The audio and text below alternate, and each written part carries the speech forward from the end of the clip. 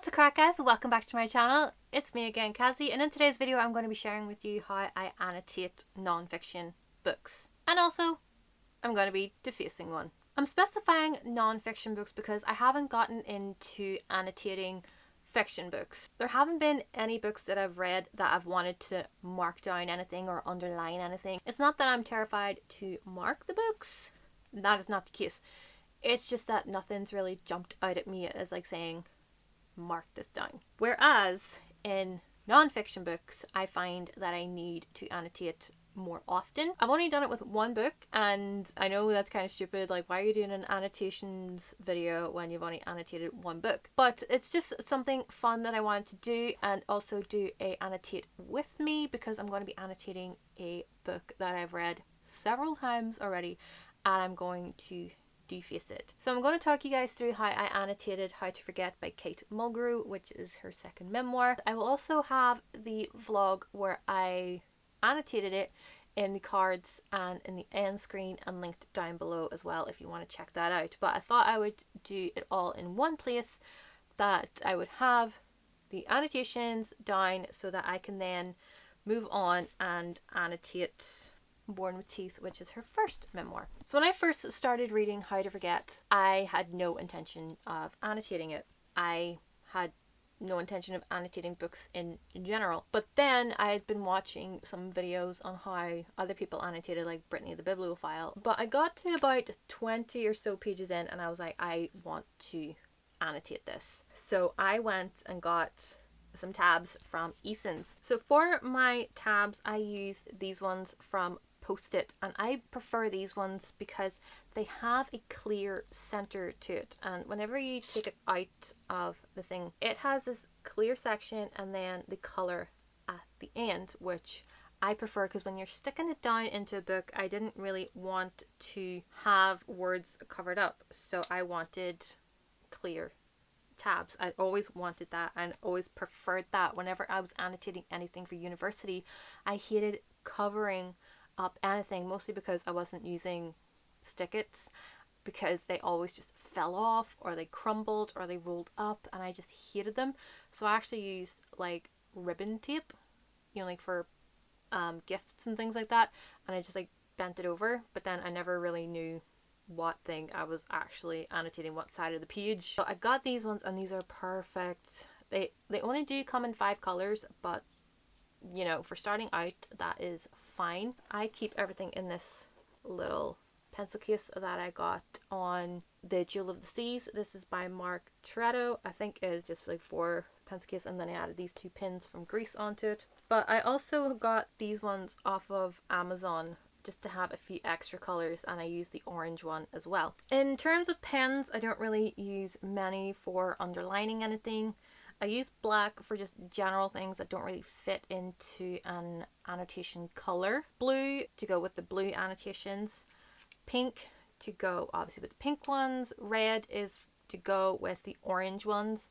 And then green obviously to go with the green ones. So I will go in and explain what each tab means. So in the book I have this key, and this key will also transfer into Born with Teeth, so that I can see how each book compares and contrasts with what color is predominant in the tabs. So the blue one is profound, sad, or poignant moments, or moments that I kind of relate to in terms of the sadness and poignancy. Yellow is for happy, or funny, fangirly moments, you know, when she's talking about T5, that was a yellow tab. Or whenever there's something funny, her family are like hilarious, so I put the yellow one. Pink is for a moment that I love, or was loving, or was lovely, you know, like if it was just like a really nice moment between 2 people, then that was a pink one. Purple is for Born with Teeth references, because I couldn't think of anything to do with purple, because it just looked like the pink one when it was on the page, and originally I had purple as like hard-hitting moments, or moments that were uncomfortable to read, so that's when I changed it to Born with Teeth references, because there are parts of this that do correspond with Born with Teeth and are elaborated upon, so that's why I went with the purple. Green are for new words, because Kate Mulgrew is quite eloquent, and so she uses words that I do not know the meaning of. and so they get a green tab and a definition with them. And then I used orange for moments that were disturbing or uncomfortable to read, because then they would stick out like sore thumbs when you look at the side of the book. So whenever I start to reread Born with Teeth, I've already read this year, so I'll be reading it again. I don't think I will count it as reading towards my Goodreads goal. I haven't decided yet, but I probably will. This is one of the copies that I have of Born with Teeth. This is my original copy that I bought like 4 years ago, and I kind of annotated it when I first read it. There was like a sticky note in here at a quote that I really, really loved, and I eventually took it out because I didn't want like residue on the pages. But now I'm going to go in and absolutely annotate the living daylights out of this thing and deface it. But do not worry, because I also have another copy of this. I have like 3 other copies. I have another hardback, a paperback, and a large print edition, which I bought accidentally. So I will not be without a good copy of this book. In terms of defacing it, I'm going to explain what is going to happen when I go in and annotate it. With How to Forget, I wanted to really personalize it. That's when I thought about putting stickers into it. I printed off things from the internet, from her websites, from this, that, and the other, and put them in. I didn't want to glue them in because I thought down the line the residue might come off, the tackiness will disappear and things will fall out, and I didn't want the book to then bulk up because paper is quite thick. So I decided to print things off onto label paper and then use them as stickers. So I did this page here, which is at the halfway point, which is where her mother's story starts. And I did this one because this is her Alzheimer's portrait from years ago. So I printed it off onto a sticker, and then I just printed these designs off of just Google and cut them up. At the bottom here, this is my first attempt at hand lettering. If you can't remember me, I will remember you, which is very poignant because it is on this page here on chapter 55. I've done that with this book, and then I've put stickers here, there, and everywhere. I have this photo here of her as Katharine Hepburn in her one-woman play, where she mentions it in the book.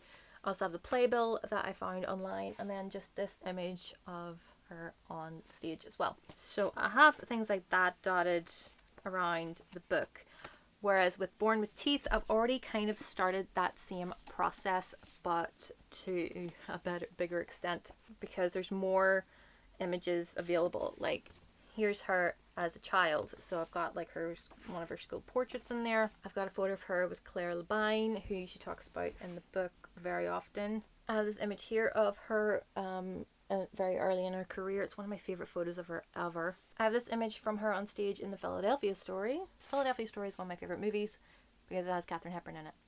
Love it. Then I just have this little sticker of a characterization of Catherine Janeway, which I thought was just adorable, so I just put that in there. And I have one of my favourite images of her as Catherine Janeway and this little image of Voyager.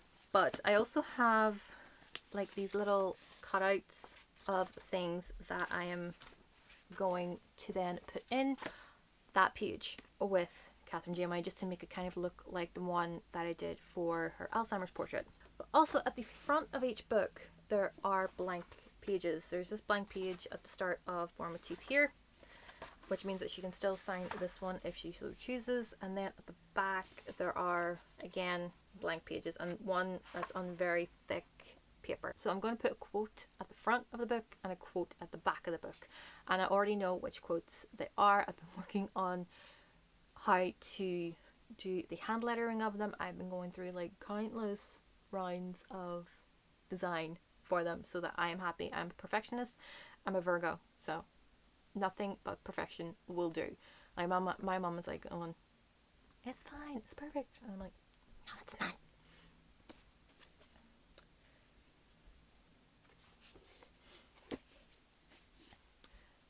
So I'll be doing that, but I'm going to bring you guys along with me for the design aspect and annotating it. So I'm just going to shut up now, and I'm going to get into the vlogish kind of portion of this video.